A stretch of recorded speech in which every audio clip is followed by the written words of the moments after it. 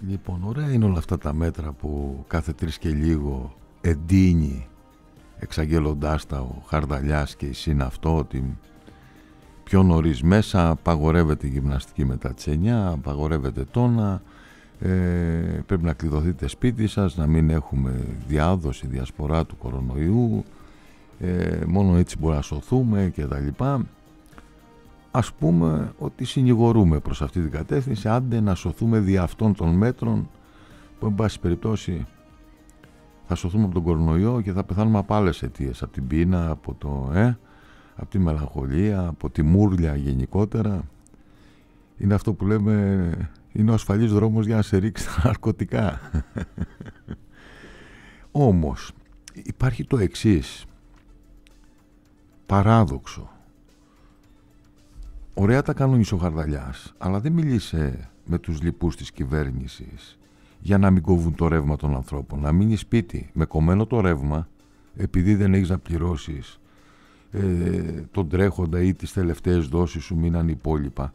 Δεν μπορεί να απαιτείς γενικό lockdown, απαγορευτικό, σουπαμούπες, αλλά ταυτόχρονα να κόβεις το ηλεκτρικό ρεύμα.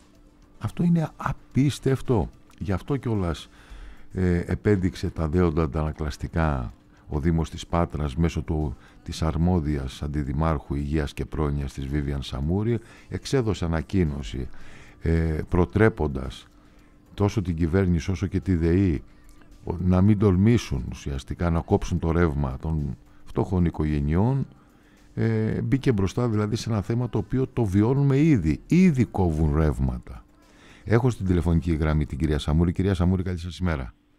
Καλησπέρα κύριε Χωρίτο. Καλησπέρα. Και στους ακροατές μας. Τι γίνεται, για πέστε μου. Δυστυχώς στη στιγμή που ο λαός μας δοκιμάζεται από το δεύτερο κύμα της πανδημίας, η κυβέρνηση, η ΔΕΗ, με τις πλάτες της κυβέρνησης βέβαια και δια του Υπουργού Ενέργειας και Περιβάλλοντος, κόβει το ρεύμα, παρακολουθούμε να κόβει το ρεύμα σε φτωχές οικογένειες, σε ανθρώπους που έχουν αμαία, σε ανθρώπους οι οποίοι πρέπει να διατηρούν τα φάρμακά τους στο ψυγείο, σε ανθρώπους που υποστηρίζονται με μηχανική υποστήριξη και ηλεκτροδοτούνται τα μηχανήματα αυτά, θέτοντας σε κίνδυνο την ίδια τους τη ζωή. Εμείς όλες αυτές τις προηγούμενες μέρες έχουμε πάρα πολλές καταγγελίες, διότι κύριε Χωρίτο, όπως καταλαβαίνετε, όσο η κρίση βαθαίνει η οικονομική, η οποία είναι συν απόρρια και της πανδημίας αυτής, όλο και σε περισσότερα σπίτια έχουμε διακοπές ρεύματος. Και μάλιστα όλα αυτά συμβαίνουν την ίδια στιγμή που η κυβέρνηση επιτάσσει υποχρεωτική παραμονή στο σπίτι, με σκληρά μάλιστα μέτρα. Δηλαδή πείτε μου σας παρακαλώ, ποια είναι η λογική εκείνη η οποία μπορεί να δικαιολογήσει αυτές τις πρακτικές.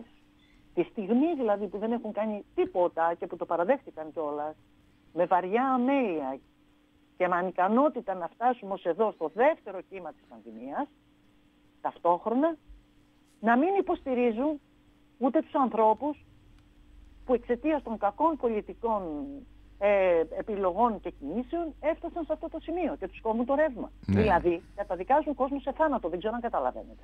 Αυτό είναι αλήθεια που λέτε, δεν υπερβάλλεται καθόλου, διότι οι ευπαθείς ειδικά ομάδες χωρίς ρεύμα τέλειωσαν. Δηλαδή δεν μπορεί να είναι βασικό αγαθό, δεν μπορεί να επιβιώσει. Και σας πληροφορώ λοιπόν, κύριε Χωριτό, ότι και χτες που εμείς προσπαθούμε συνεχώς να βοηθήσουμε να αντιμετωπίσουμε την κατάσταση, να κάνουμε ό,τι περνάει από το χέρι μας, γιατί είναι και μερικοί άνθρωποι, ας πούμε, περιπτώσεις αμαία, που έχουν και ψυχολογικά προβλήματα, είναι μόνοι τους στο σπίτι και δεν μπορούν και δεν ξέρουν και τι να κάνουν. Και εκεί που λοιπόν που τους βοηθάμε εμείς καθοριστικά να βρούμε κάποιες λύσεις, να ενταχθούν στα κοινωνικά τιμολόγια και τα λοιπά, ώστε να έχουν και δυνατότητες περισσότερες για την επανασύνδεσή τους, ας πούμε, φτάνουν σε εμάς συνεχώς πάρα πολλοί συμπολίτες μας και καταγγελίες για τη διακοπή του ρεύματος. Εχθές λοιπόν που είχαμε επικοινωνία με τους υπεύθυνους τέλος πάντων της ΔΕΗ, η απάντηση οποία πήραμε είναι ότι δεν έχουμε καμία εντολή για αναστολή των διακοπών. Το ξέχασε. Το ξέχασε, βλέπετε, ο αρμόδιος Μα υπουργός. καθόλου δεν το ξέχασε. Ναι. Αυτή, τι να σας πω. Δηλαδή, Γιατί αυτός έχει ρεύμα και σου λέει, ναι. Ναι, βγαίνω από τα ρούχα μου δηλαδή, τι να σας πω. Τι τα ξέχασε.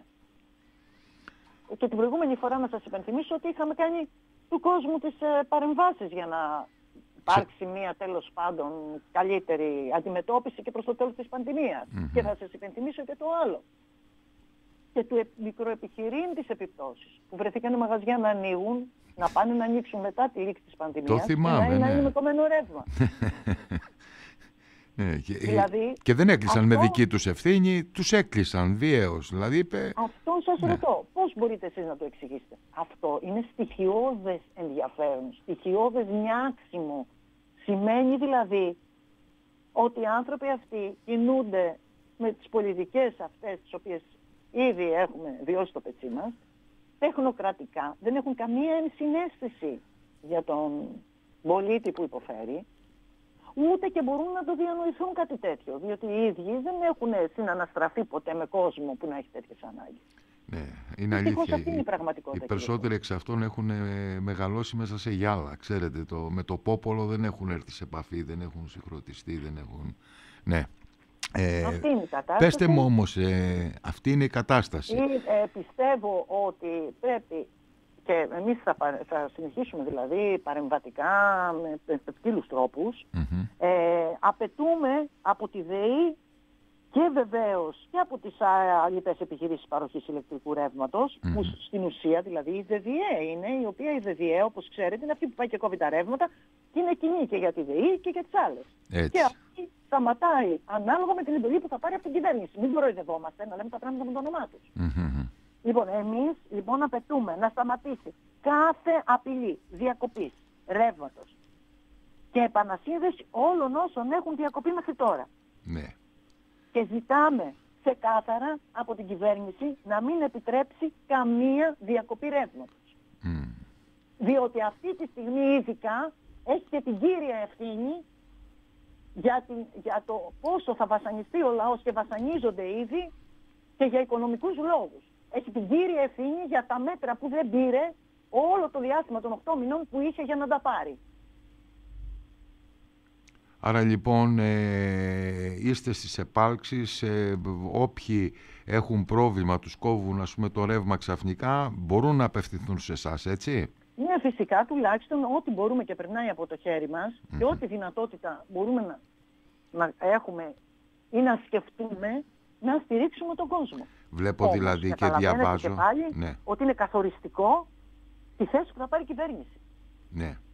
Διαβάζω εδώ στο δελτίο τύπου που αποστήλατε στα μέσα ενημέρωσης ότι όποιοι έχουν προβλήματα με διακοπές ρεύματος μπορούν να επικοινωνούν με την Αντιδημαρχία Υγείας και Πρόνοιας στην οποία προείσταστε στα τηλέφωνα 2610 4 62 053 454 160 ναι. και 462 098. Σας παραδέχομαι, τα ξέρετε και απ' έξω κιόλας, αυτό είναι καλό. Και εμείς κάνουμε ό,τι περνάει από το δικό μας το χέρι, καταλαβαίνετε. Ότι υπάρχει ένα όριο στο οποίο εμείς μπορούμε να σταθούμε δίπλα. Καταλαβαίνετε ότι από εκεί και πέρα είναι η ίδια η κυβέρνηση η οποία πρέπει να δώσει εντολή άμεσα στη ΔΔΕ να σταματήσει τις διακοπές.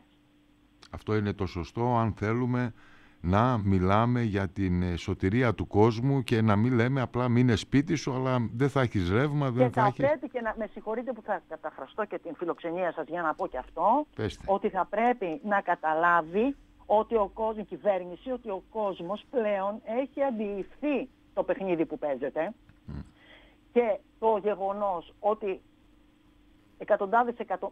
πάρα πολλά εκατομμύρια ευρώ δόθηκαν στα μέσα μαζικής ενημέρωσης ακριβώς για να τα φημώσουν και να μην μιλάνε και να μην εκθέτουν τους πραγματικούς υπεύθυνους για την κατάσταση την οποία βιώνουμε. Όχι, εμείς μιλάμε, γι' αυτό σας έχουμε δώσει βήμα, έτσι, μην μας τσουβαλιάζετε όλους, έτσι. Ναι, εντάξει, δεν είπα για όλους, προς Θεού. Ναι. Προς Θεού, είπα. Εκείνα που τα πήρανε. Ναι. Και λέω λοιπόν ότι αυτό όμως, κύριε Χωρίτο, και εσείς το ξέρετε καλύτερα από μένα, έχει κοντά ποδάρια, γιατί ο κόσμος πια το έχει αντιληφθεί στο έπακρον και βλέπετε και την απαξία που κάνει σε ορισμένα μέσα μαζικής ενημέρωσης. Τίποτα άλλο δεν έχω να πω. Άνω τελεία βάζουμε, θα σας ξαναπάρω τηλέφωνο τις μέρες που έρχονται να μου πείτε τι γίνεται με τα ρεύματα που κόπηκαν ή επίκειται να κοπούν, αν οι πιέσεις που ασκείται προς την κυβέρνηση πιάνουν τόπο και μακάρι να έχουμε όλοι ρεύμα, διότι αυτό πραγματικά είναι συνιστά αναλγησία, κακά τα ψέματα, το να κόβεις το ρεύμα ενός ανθρώπου που τον έχεις υποχρεώσει να μείνει στο σπίτι. Μια ώρα, να μην κουνηθεί από το σπίτι με κλειστά φώτα δηλαδή. Έτσι. Και να πάει να πεθάνει δηλαδή. Εντάξει. Σας ευχαριστώ πολύ κυρία Σαμουρίνη, να είστε καλά. Γεια σας.